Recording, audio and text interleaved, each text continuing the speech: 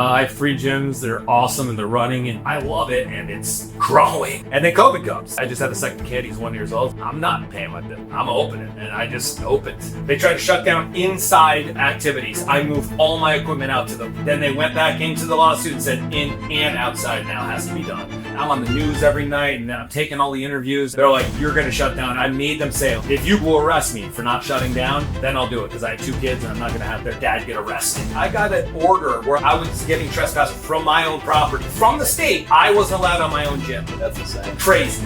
Think about if you told the founding fathers they went to war with Great Britain over a 3% tax. If you told the founding fathers they're going to try to lock you inside of your house and tell you you can't leave and you have to shut down your businesses, they would say, oh, there would be a massive revolution. Not only are we going to not arrest you for doing that, we're going to arrest you for keeping your business open. So that violence is okay. But telling you have to be locked inside your house, you can't revolt against that. And it's not fair that you're open because they want to comply and I don't. That's not an excuse for me. And so I said, no, bring the cops in.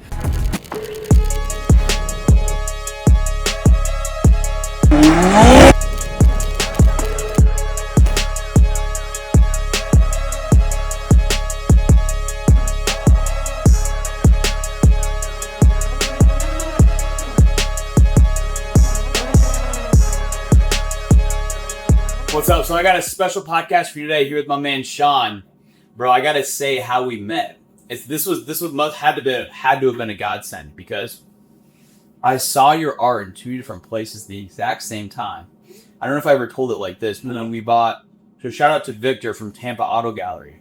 So when we bought my wife's G-Wagon, Victor's got your art all over the dealership. Everywhere. 75 pieces. You got 75? Yeah. It's like every single centimeter of open wall space has an RV on it. And I went to the dealership, and one of my negotiating tactics was I said, hey, we'll buy it, but you got to hook me up with the artist that did your art. And he didn't want to give me the plug at first either. I know. he was like gatekeeping. Yeah. I'm like, hey, you got to hook me up with him. He's like, all right, his name's Sean. I got you. And then James Tello was in Tello's first office out in the suburbs. Randomly, that's my gallery. Yeah. And I said, I see your art around this gallery. And I'm like, this looks familiar. I was like, this looks like this other guy's art in Tampa Auto Gallery. And James was like, oh, it's the same guy. This is his gallery. And you had your stuff everywhere. I'm like, oh, this is sick. I got to have him do some pieces for me. So Victor didn't give up the plug. James brought you home. Yeah. Yep. That was exactly what it was. I think James was the one that actually connected us. And then he brought his pieces over that he bought to your place here. Yeah. Yeah. I'm doing a crazy piece for him, but we'll get into that. Yeah. I want to hear about that one. But the first piece that you made for us was actually for Joe Basso. Yep. He's a big Phillies Eagle fan. And Ryan, if you could pull that up, the Phillies Eagles piece, because it was that was special because not only was the first one I had you do, but we gave it to Joe the grand opening night. So we got it on the screen here. And that's a picture as I'm cutting the final grass off. That's before it even got resin and stuff. So this is actually in my studio the night before I'm delivering it. So this is no resin. So remember, talk to us about the Easter eggs you put in this. Well, so there's a bunch of stuff too, because you had given me a bunch of information. I do this with a lot of my stuff and this one is less Easter eggs, but more things you told me. So like, for instance, you were just like, hey, listen, I'm a huge Eagle fan. I'm a Giant fan, so it's really tough for me to do in the first place. Number one. But number two, we get to the end and I love it. I've done a ton of these helmets and you saw it, James actually has a Bucks helmet that's very similar. But like some of the Easter eggs too, obviously you can see the Jalen Hurts jersey hidden inside. He's a big Jalen Hurts fan. We have a bunch of their Super Bowls, the yardages of the top players. There's so many things graffitied in this place. I actually have a list of everything that I do that I keep. I don't even give to clients. I just keep so that I know there's certain keywords that I love that come into like sports. And I'm like, I have to write this down because I'm going to put this in the next one. But I had talked to you about, okay, it looks cool, it looks flat. And I said, dude, you know what would be crazy? Because you go, hey, can we do some of this 3D thing? Because you saw some of the 3D stuff. And I'm like, bro, yeah, you want to spend an extra $50? I don't even care about me. I will do something crazy. Like, best $50 ever spent. So I went and bought an actual NFL football. We got the turf. I bought a big slab of turf and cut it around the bottom of the field and curved it to the helmet. And actually, remember, I signed it to Go Eagles on the football, so it had some paint on it as well. And it was just so cool because when I delivered this piece, like I didn't really know you this, and you didn't know kind of how my whole gimmick was, because in my mind, my company gimmick, our company, I want every single piece to be so special for the person that obtains it. Everyone else can say, oh, that's cool, that's awesome, but for the person getting it, it's got to be life-changing. I know it sounds crazy, but it is, because every single time he looks at this piece, he'll remember 350 people in an office, lights dim, they're saying happy birthday or whatever, and then randomly you say, and we have something else for you. This isn't even on the radar of what this gift might be, and art's the best gift because it's personal, it's one of one, and no one ever can replicate it. No one can ever give him a gift like this again, ever in his life. And it's one of those things you're going to keep for the rest of your life. For the rest of your life. Yeah. And especially with the resin, nothing fades. It is a rock now. It's like a tabletop resin. It is a rock. It never changes. So this piece, to start it off, was pretty crazy because it's layer upon layer upon layer. You kind of got an idea of exactly how I do my thing. But that turned into, okay, you did this thing for him. He loves it. And he's like, we got to ship it back to... I even talked to your assistant. And I was like... Oh, dude, he did take it with him. Now we got to ship it over there. So luckily I have a hookup at UPS store because normally it's a lot more expensive. That's another godsend is I have so many hookups where I can send these all across the country much cheaper than a lot of people because I don't have to. I have a very cool person that, UPS stores are very weird. They get weird with you sometimes. We have to box it properly. I do all my own boxing, all my own prepping. So there's a lot of things you can jump and save you a couple $100 every time you do it. Otherwise it'd be crazy. But anyway, to get from this piece to the very second piece I did where you're like, I need a custom piece for my house. It just shows the different jump because this is you telling me about someone else, what they love, and I think I landed it, he loved it, and I think he said, going to, okay, now you're telling me the things you want for you. And that to me is a little bit different too, because now I'm dealing with the person one-on-one, not vicariously through. Now, vicariously through is cool. People buy artwork all the time for their loved ones and stuff like that, and it really represents what they see. So I'll give you a funny story too. This is not a knock. I collect information all the time. Somebody in your group saw the piece, and they saw the Jalen Hurts. He loved it, but he goes, nah, dude, his favorite player is Brian Dawkins, Weapon X from back in the day. Now, that's not true. I asked his wife. So it's a lie. I asked his wife. Well, or the wife doesn't know, or this guy doesn't know, because I don't know how this guy. But yeah, that's what he told me. He's like, oh, he did Jalen Hurts, dude. If you would have done Weapon X, he would have loved it. And I've never met any of these people. I'm like, ooh, okay, we'll see. But when I said Hurts too, and it made me think like, yeah, he was down with it. He won the Super Bowl with it. So it was funny because you got this long list from his wife, yeah, and it made me think like. So is there a little bit, but here's the best part. It doesn't mean that somebody likes or doesn't like, but it's so funny because it's like, okay, keep it in mind. Next time if he ever comes into town, you gotta make him a little custom things. Hey, remember me? And give him a Weapon X jersey that I do. And just see, Yeah. So that's special. Yeah. And stuff like this, like you're gonna keep it for the rest of your life. Forever. And when you have it, you're gonna remember two people. The person that got it for you and the artist that did it. Yeah. Yeah. See, it's such 100%. A cool job because you're able to really create a legacy where you're creating something people are going to truly cherish. It's like there's a lot of things you can create, but you're creating like a couch or a coffee table or it's just you keep it for a bit, then you'll throw it away. But this stuff is like when you're moving in your house. That's a lot of your pieces will be passed through generations. 100%. Yeah. And some of them, just like James, you said, I just got one, and for his son, it's gonna stay to his son. Who knows how far it goes? This is wood, steel, and resin. It's gonna go forever. Let's go. I want to show him. So Ryan, if you could pull up, because I waited for this one for a while. One you made for us. Yeah. For me and my wife Claudia. Because you were hitting me up. I was in Vermont I do a family vacation for months. There we go. Yeah, zoom in on that one.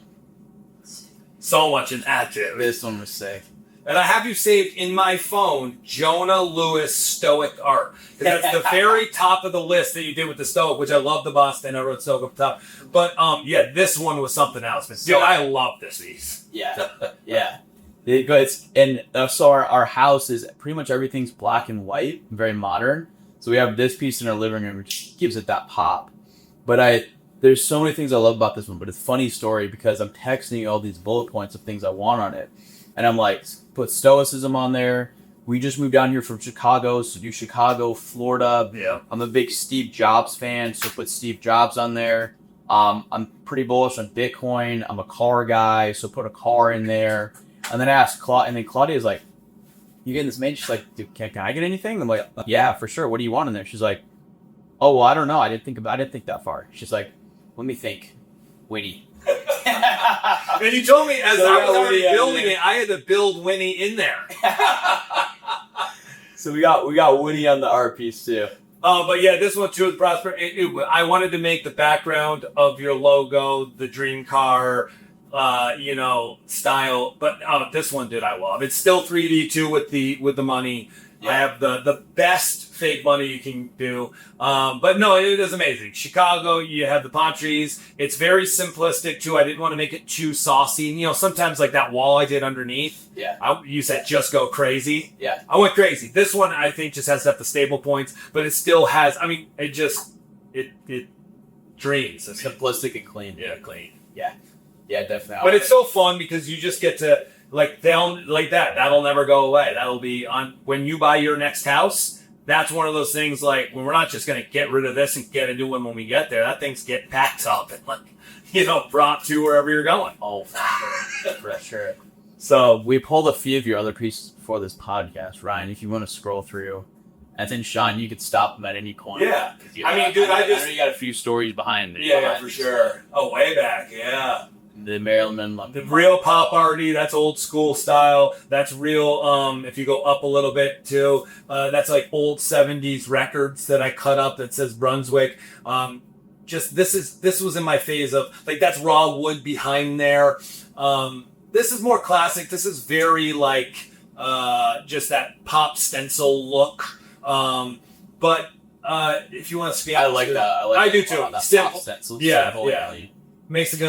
This is one of my favorites. I actually talked about this on the video with Victor. This is one of my favorite pieces I've ever done. It's called Victory. It says to the Victor who goes the spoils in the background, but this is layer upon layer upon layer. This took me about 2 months to do. There's so many little things in there. There's so many cutouts from old magazines from the 70s.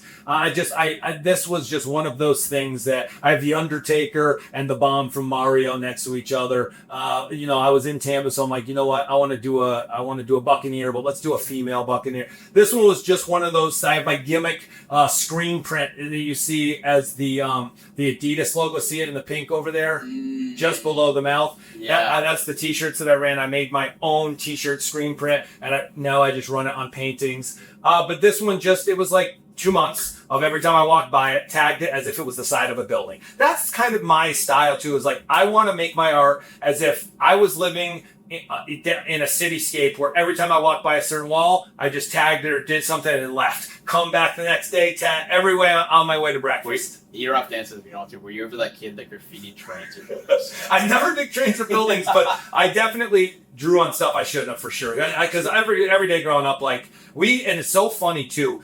In my house, we lived on the lake in Vermont, and there was a bridge right out in our front yard, like whatever, an eighth mile down the road.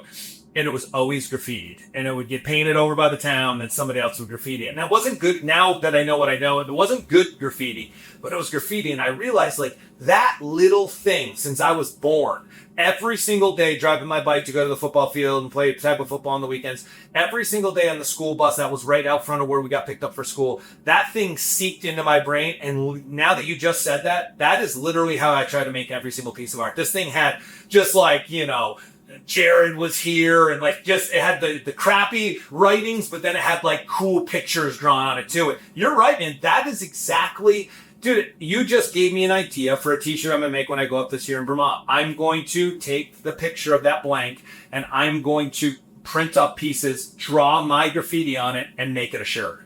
Let's go. That's sick. You know what I actually just realized as I was listening to this podcast? So I didn't put this together till now, but I grew up on but my backyard was connected to the train tracks. Really? And so as a kid, I'd always watch trains go by, and a lot of these trains were graffitied on. 100%. And so I'd see all this graffiti, and that's probably why I probably appreciate this type of art, because I would see that's kind of like that's just somebody took a spray can, but then I was like, oh well, that's a cool art piece, and somebody really went hard on that. Hard. Yeah. This is the piece I brought to my family's white elephant on Christmas. I did this as the gift I give. There was it was $100 max or whatever, but I wrapped up that painting, and it has started a trend. That was 3 years ago. And Yeah, dude, whatever's coming to mind, dude. I used to be a comic book character drawer. I would literally just get an X-Men comic book, and I'm sloppy. I'm not great like a lot of people, but that's my style. I'm not to the T. Something that might take somebody 100 hours might take me 12 hours because I'm not interested in, like I used to, when I would do shadows, now I have an airbrush, so it's really easy, and you don't have to be good at it. It's like, people say, come on, don't say that I couldn't do that, but if you did it all the time, you could. Yeah. Just like somebody can't sell life. If you did it all the time, you could. Yeah. But there's little tricks of the trade now that like saves me so much time, and that's one of them. Is like I used to draw shadows in pure black, so I draw the outline where I want the shadow, and then black it all in, like the old school like X-Men. Yeah. And so now I like the fade. This doesn't really have airbrush, but like the ones all yours do, where when you see the airbrush in, to me it just undefines the lines, and I'm all about just like spur of the moment. I don't know what it's gonna look like when it starts. I don't even know. No clue. No clue. I know what the first step's gonna look like, then I go from there. I had no idea what that wall piece was gonna look like. Literally, no idea. Yo, speaking of which, so this was the biggest piece you've ever done. 17 feet by 6 feet. Let's pull up a picture of what the wall piece looked like. Just when I walked in. Yeah. Yeah, look at that, man. So we got what's the size of this? 17 feet across by 6 foot tall. So we got. It's the biggest, most epic piece of it. Not only the Prosper and the Pinnacle logo, but we got all the agency logos in there. And if you notice, this is the one theme, if we will, like I told you. Inside of Prosper, colorful and full of life. Outside, it's like 1 foot out, 1 foot. But everything black and white outside, everything inside. So this idea is everything's being drawn into the logo, into the team, into the family. Unity. It came out so. Even on the things where they're half in, half out, like it just came out so cool. Yeah. And it was painted. I could only do these 2 panels at a time because I don't have 17 foot across anywhere. So this was done in Ybor exclusively. A lot of my stuff gets done up in North, but in West Jebel, but I didn't have space in that room, so I had to literally do this in my comedy club. It's the only place I had space. That's sick. So I spent like 2 or 3 days down there, and then the wall. I just was like, all these colors that went in there. I'm just. You literally said go crazy, and I'm like, I'm gonna go as crazy as I can without fucking this rug up. Yeah, I love it. But yeah, dude, art is amazing because, like, think about this.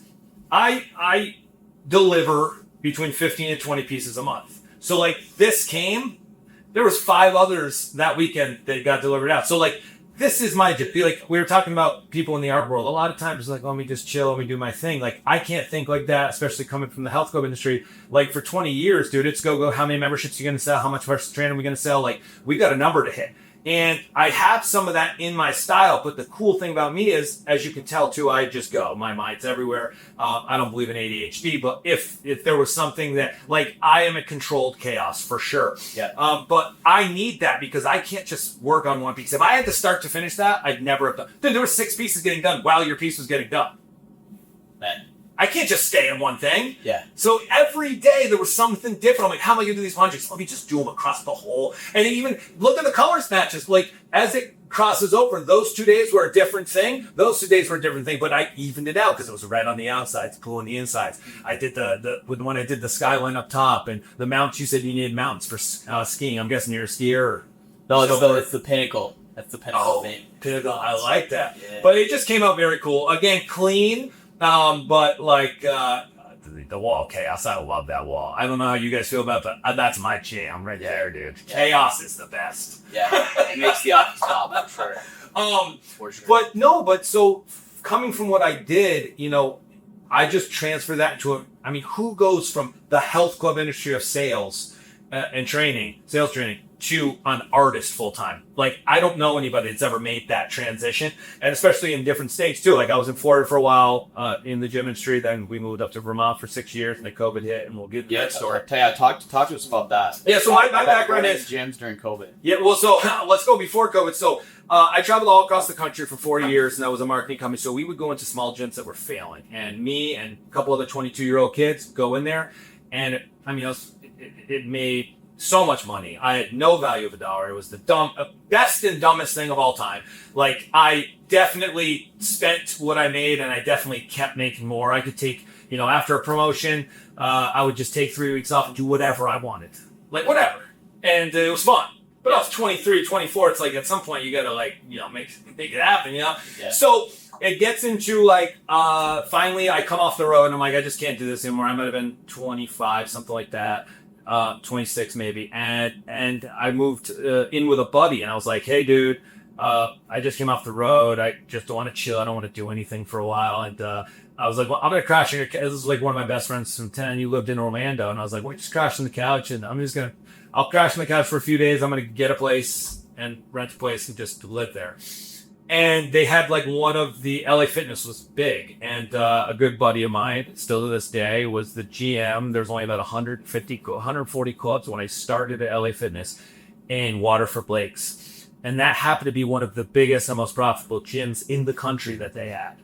And the GM was like, yeah, dude, and like it worked well because I had just been selling gym memberships, and I was like, I'll just be a sales guy, like whatever, just let's go. Yeah. And I moved into his house. I lived above his garage in his big bonus room. I had the biggest room in the house. It was awesome. I was balling. I loved it. It was amazing. It was great. Downtown, we had to hook up everywhere in the city. Like, everyone went to that gym. It was right next to UCF. So the largest school in the country, 50,000 kids.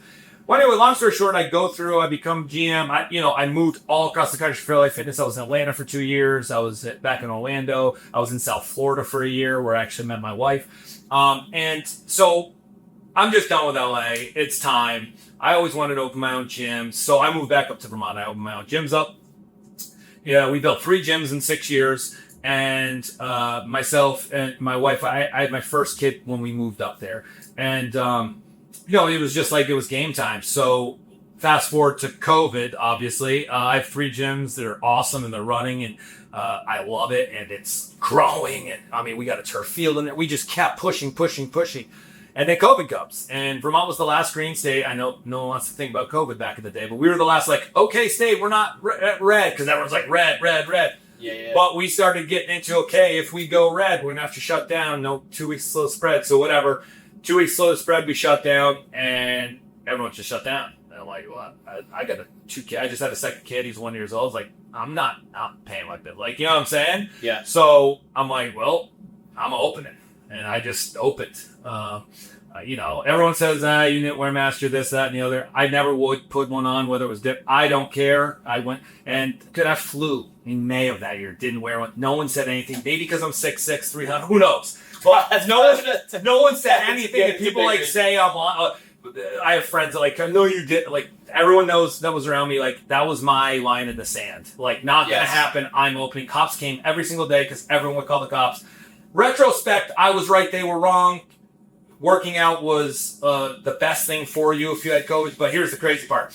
They sue me. They tried to shut down inside activities. I moved all my equipment out to now, this is before, like, there was some dude in Jersey that kicked his own door in, and this is before all that. This is like May or April, and I'm like, nope, not doing it. So then they go to my Rutland Superior Court in the city I lived in, and I'm on the news every night, and I'm taking all the interviews, and they're like, you're going to shut down. And I made them say, like, if you put me in prison, you tell me that you will arrest me for not shutting down, then I'll do it, because I have 2 kids, and I'm not going to have their dad get arrested for. So they're like, yep, you got to do it. So we shut down. Fox called. I was on Fox and Friends. I was on all the local and national news things, and I wasn't even like doing my thing. I was just like, I'm just not going to shut down. Like, you know what I mean? And I had multiple gyms, so like, I will get. There's stuff I'm not even going to. I made it happen. Yeah. Even through it, and so there was a lot of people that weren't scared. So we made sure that they were taken care of. Yeah. With personal training, especially. And you said you took all of your gym equipment and you rolled it out. Matrix equipment, so like 90% of it outside. And then they went back into the lawsuit and said in and outside now has to be done. Because I was going, and then I got an order where I was getting trespassed from my own property. From the state, I wasn't allowed on my own property. I could not go into my own gym. That's insane. Crazy. So I'm like, well, screw this. So I'm moving to Florida because you guys were open by then. So we moved to Florida. Think about if you told the Phoenix Fathers They went to war with Great Britain over a 3% tax. Think about if you told the founding fathers, hey, 200 years from now, America they're going to try to lock you inside of your house and for 2 years and tell you can't leave and you have to wear a mask and you have to shut down your businesses. How about this? And they would say, oh, well, if that happened, there would be a massive revolution.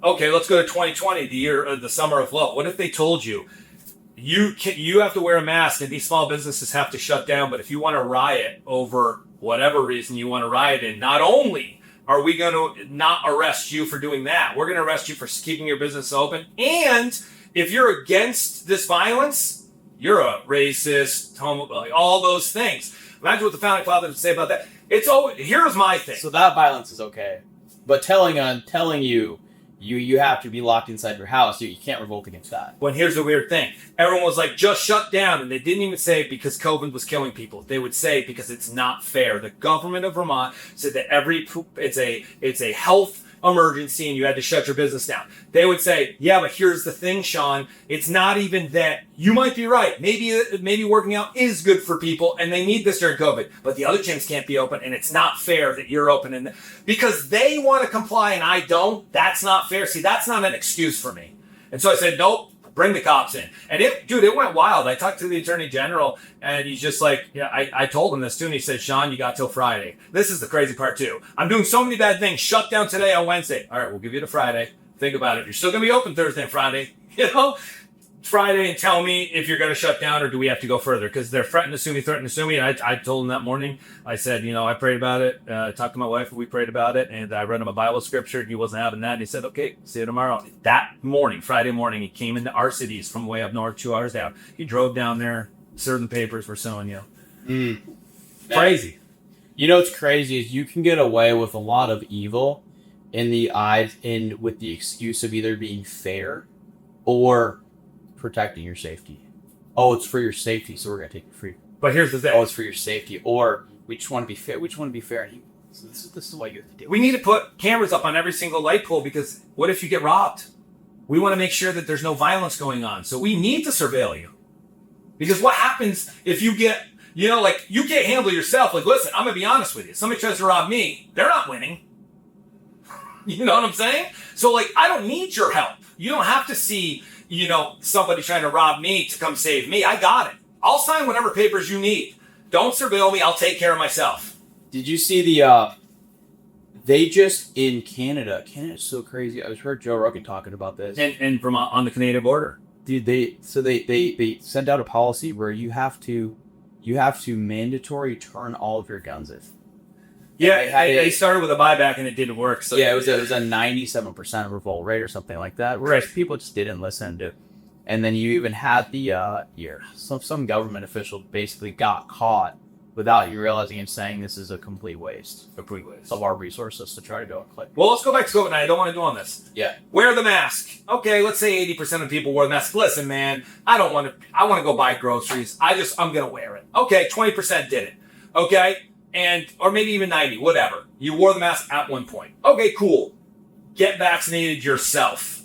If you're older or if you're a parent, get vaccinated. Now you have 70%, maybe 65%.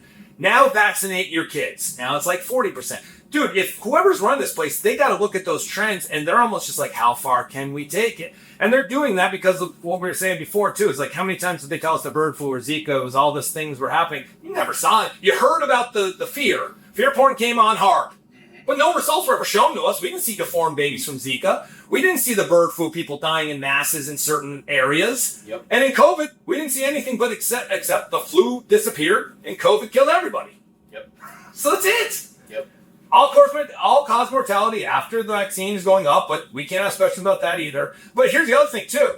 You don't have to. Because the best part of America is, even though they're trying to put that fear point, like you said, this is an excuse to say, hey, it's for your safety, but it doesn't have to be. Because individually, we can do whatever we want. They make us think we got a group thinking, hey, man, everybody just wants to wear the mask because they just want to get their groceries. No big deal. Who's it harming? But individually, if 90% said, hell no, it would just be the buyback for the guns. They're just not going to do it.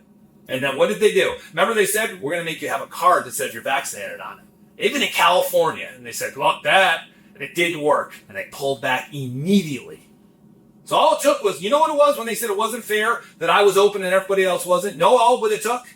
Every single small business just opened that next morning. Yep. What are you going to do? If everybody simply just said no. On logic. Not just said no and go against. On logic. On logic. And the Constitution. They wouldn't have a case. And using the Constitution. And the good thing about America, because, you know, there's a lot of things wrong with our country, but the United States Constitution was put together very, very well. And it is pretty dang airtight. And the only way it cannot be airtight is if you get a bunch of people in power to say, even though that's the Constitution, we have these powers we're just going to inflict, just like in COVID, saying, yeah, that's the Constitution. Well, the thing is, a lot of these people have tried.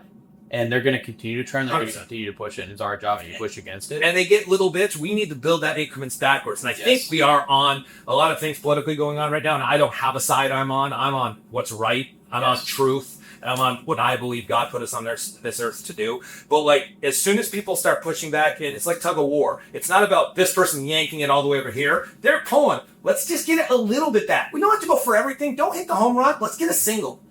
Let's start bringing it back a little bit. Yes.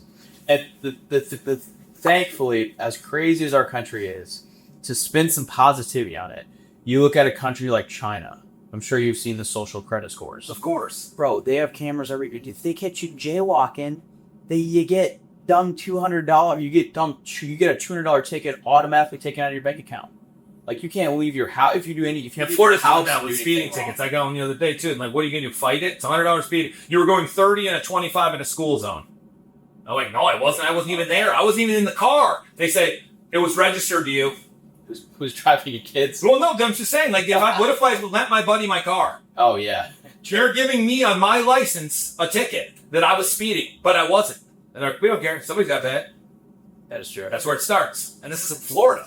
Here's to put a positive spin on it though. Well, it's all positive. You know why it's all positive though? Before you put the positive in, you know why? God's in control. God's in control, and no matter how many things they do to trip us up, if by ourselves as a singularity, and which spreads to your family and then your friends, if you say, okay, you're going to hit me 100 here, you're going to do this, you're going to tell me if I'm anti-Semitic or I'm racist in your opinion, that I'm going to go to jail. None of that's true, and we don't have any. They're far less anti-Semitics, but that's that fear. We have to judge every single person walking around. Here's the best part: we have the control still. Yes, because we only answer to one person and one person only. Amen. That's God. And I'll tell you this too, where if you're just looking at it on a micro, I always look at everything macro. Like decisions in my business, I don't look at just today or next week. I look at it on a 10-year goal. Absolutely. And so if you look at the history of our country, where it's always been if you look at the voting trends, there's only been I believe 4 instances where 3 or 4 in the last 250 years of our entire country where a Democrat or Republican has won 2 years in a row. It's literally every single year been Democrat, Republican, Democrat, Republican, Democrat, Republican. Yeah. And you see it now where we've shifted so far to the extreme of LGBTQ and you're racist and everything else that we're switching back, and we're probably going to go too far into the red where it's just going to be this extreme concern. And then, so there's a balance to everything. And to your point, at the end of the day, God's in control. You know, it's so crazy. You said too, extreme right, extreme left. 25 years ago, they were the same. Extreme right, they say, is going to be censorship. And what is the right fighting against right now? Dude, censorship. That's what I'm saying. Like, it's the same. My views haven't changed. Listen to Bill Clinton speak in the 90s. The parties have flipped. Listen to Bill Clinton speak in the 90s. He sounds like Trump. Because if you were a liberal back in the day, what did liberals stand for? They stand for free thinking, freedom of speech, expressing creativity, all progressive movement. And now the liberals are lock you in your house, censorship. Say the wrong thing, you're going to jail. Yeah. So it's the same thing. That's what I'm saying. It's the exact same thing. And it's like Hillary Clinton, super predators. Everybody points that out that she said that when she was talking about certain communities. And it's like, yeah, but here's the thing though, too. Like they literally, Trump was at, or she was at Trump's daughter's wedding. Like, they're all, I don't want to say in it together, because I do think there's this gamemanship, just like in business. You might have a friend that runs a similar business to you. Yeah, you want to beat him, but like, you don't want to see his like kid, you'll still go to his, kid's birthday party. Yeah. But I think that they're all just like, no, this is the way it is going to try to win those votes. And that's why the votes don't matter anymore, because it's like, you're voting for things 25 years ago that were literally on the other side of the aisle. You know, Republicans now are pro-war. You know, or liberals were pro-war when the whole. So back in Vietnam, weren't the liberals the ones fighting against Vietnam? Like, we can't go to war. That's a whole nother rabbit trail. But what I'm saying is, it's so crazy that they've completely flip-flopped 100%. You make so much money by going to war. People become wealthy in wars. Except us. Except us. Have you seen the I was listening to Joe Rogan and they were talking about, I'm going to butcher this because this was probably a year ago, but the invoices that these weapons contractors, this office used to be a weapons contractor. That's so crazy. So this office, they got their contract in 2020. They gutted the entire inside of this office, redid everything, made it gorgeous, and then lost their contract in 2022. The guy that was running it, he's selling the world out. He's like, peace. When we went to go buy the building, like, you guys realize how much, just the furniture they left, you guys realize how much praise that? Like, no, we have no idea. They're like, that's over $500,000 just in furniture. Really? You guys realize how much the artwork is worth, right? We're like, no. It's like, that's $90,000 to $100,000 for artwork. Damn. I think your artwork's way more sick. We're taking that artwork down quick. Exactly. But I was like, dang. And it's like all funded by the U.S. government. And like they're sending these invoices where it's like $90 per bowl. Of course. These insane invoices. Of course. Because if I wasn't in life insurance and maybe a weapons. Well, you know, here's the crazy thing. If they need a bowl, they're not going to go down to Target to buy a bowl. The guys that sells the bowls, they know where to go.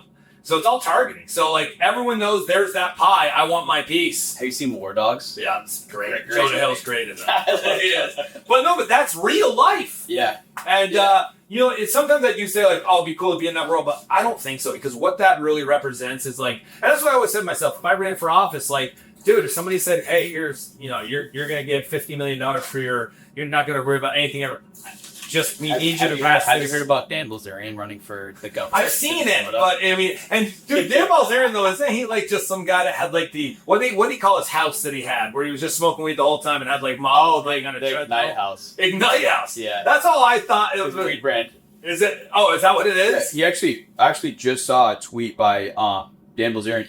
Even Dan Bilzerian stopped smoking weed, and he said that was the best decision he ever made. I don't smoke weed; it's not my thing. Yeah.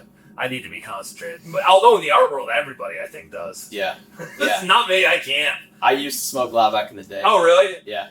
But yeah, I mean, it's for me. You know, I haven't smoked in years. Yeah. And it's just the older I get, the more I appreciate just the best way to live life is live life sober.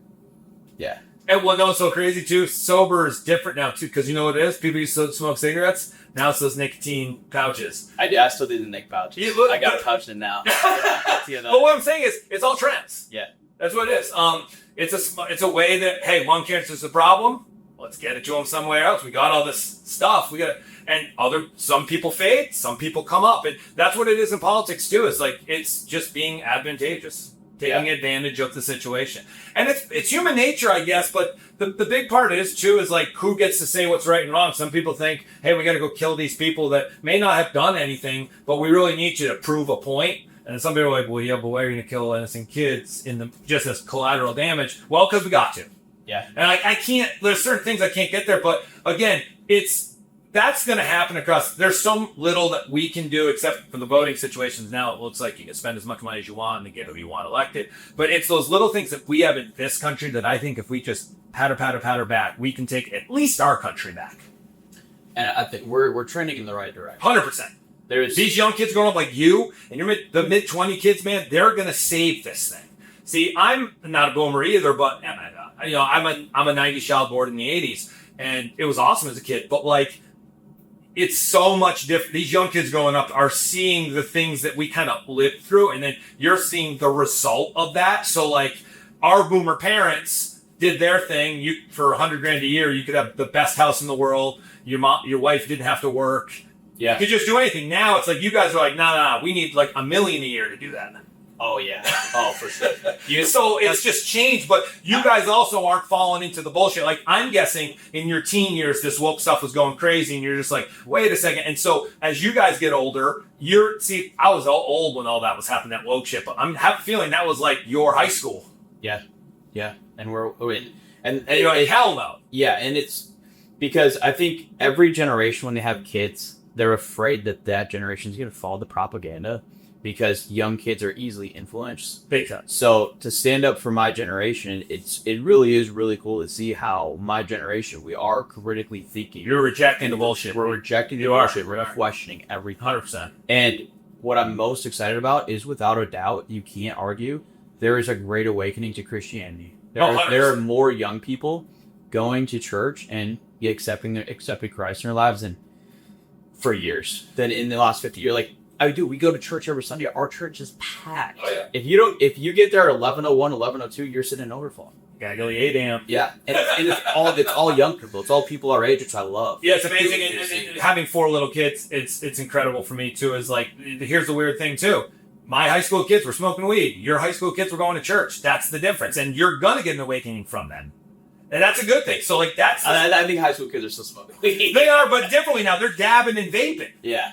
You know what I mean? You're not buying a bag from the guy that you know grows it in his backyard. Yeah. But I'm saying is the crazy thing about it's a trend right now. The trend of like recognizing God and Jesus as your Savior. That's a huge thing. Yeah. Especially in this country. Now there's parts of the country that doesn't flow, but like a lot of places, like it's obvious that it's growing. And it's not the old Christianity too. These young kids, it's non-denominational Christianity. It's not like as ritualistic. I feel like it's more spiritual inside. From the heart. 100%. From the heart. I love it. Well, it's in wrapping up before we that was a sweet up, spin. though, yeah, I want to talk to us about, because one thing I love about you is just not only you're seeing your art, but the heart and passion behind it. For sure. Where you love what you do, and I think that's so important. Where whether you're selling life insurance, whether you're an artist, or whether you're working at Taco Bell, just finding joy and passion in whatever you're doing. Because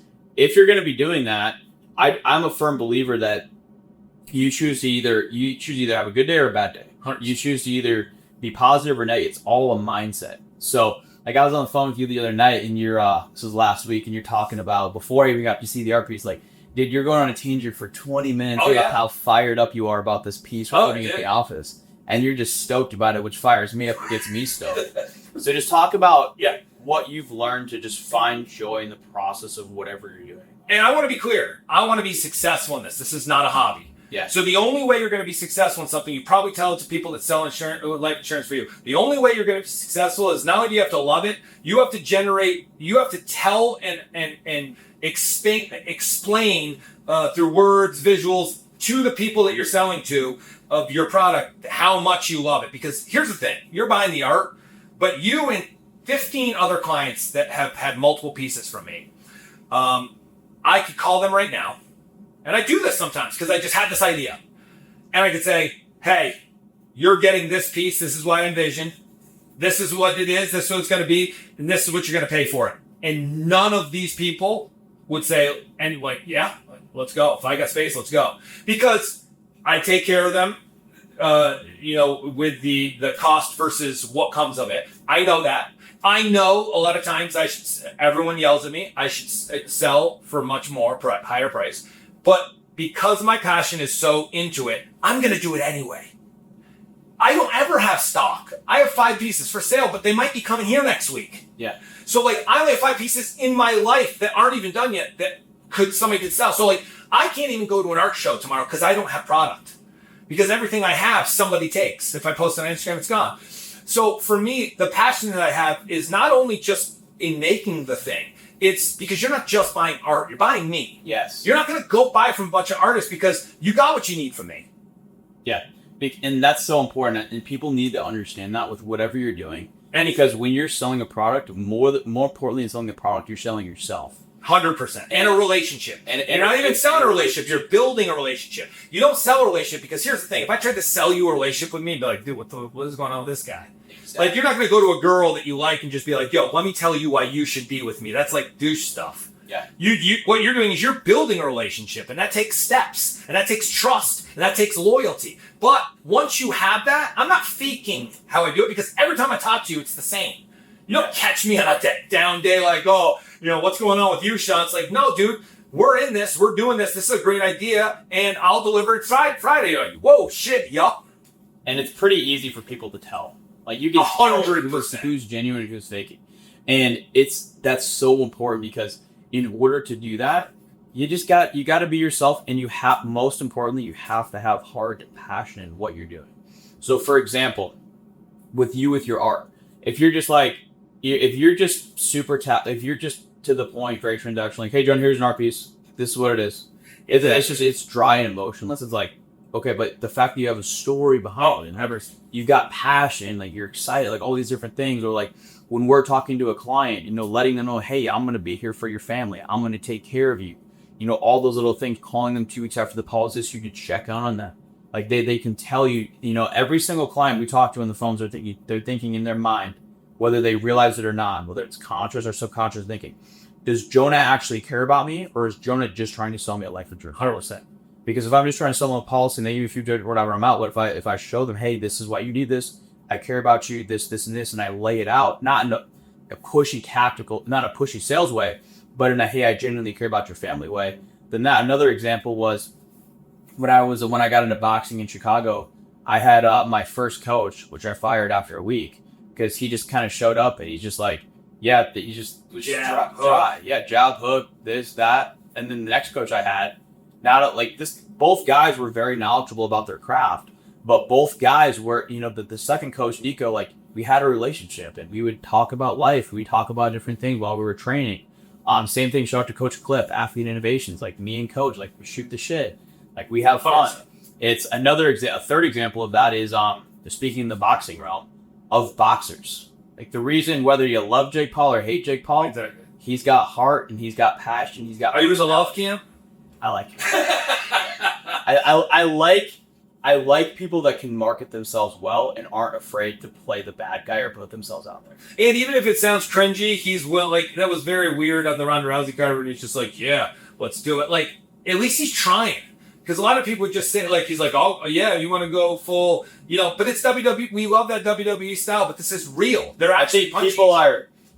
The fact that he took the Anthony Joshua fight and broke his jaw, people are. He's going to get paid for that. Yeah. Because when I heard about that fight, that I was like, I didn't think it was real. Because did you see the Anthony Joshua Usyk fight? No, I didn't watch that fight. So Anthony Joshua went toe-to-toe with Usyk twice. And Usyk is debatably one of the most talented boxers. For sure. Like, for sure, most talented heavyweight now, but debatably ever. And he went head-to-head with Usyk and went toe-to-toe with him. Both times? I actually don't remember. Okay. I remember watching... Decisions, both. No one got knocked out. Nobody got knocked out. I watched one of the fights, and I watched my highlight now. It's been so long. Yep. So I could be butchering that. Don't quote me on that. But the fact that Anthony Joshua went against Usyk, and Jake Paul's going to get in the ring with that. I know, it's crazy. And in Anthony Joshua, there's like legit heavyweight, clearly a height and weight, a large discrepancy.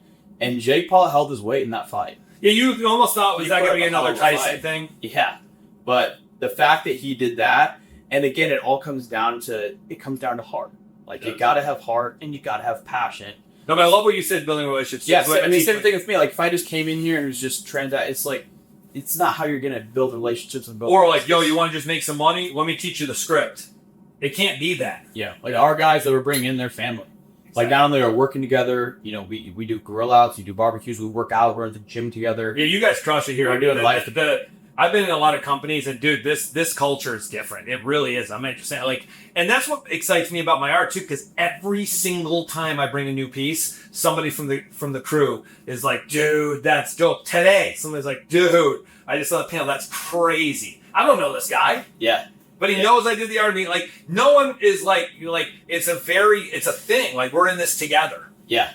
All right. Last thing before I wrap up. Talk to us about this piece you're doing in Tampa Auto Gallery for Victor.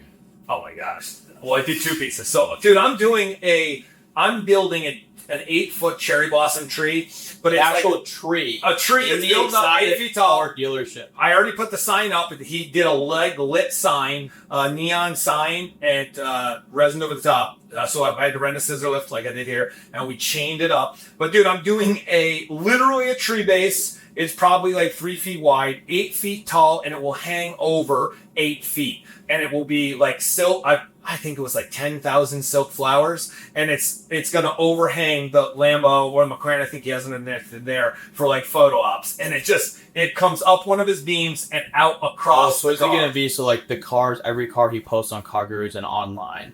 It's like the trees in the background. Yeah, it can be under. So it's ridiculous. I'll send you a picture when it's done, but it's probably 75% done. I got to get over there tomorrow actually to work on it. But it's made by 1x4s, stained in different colors. So it's not just a tree like you're thinking. It's like a jagged sculpture. So it looks like, dude, there's like 1,000 angles. Everything is angled differently. I have it all screwed in so it fits. It's like an abstract piece of art, but then on the top, it's 10,000 silk cherry blossoms running down these beams. It's insane.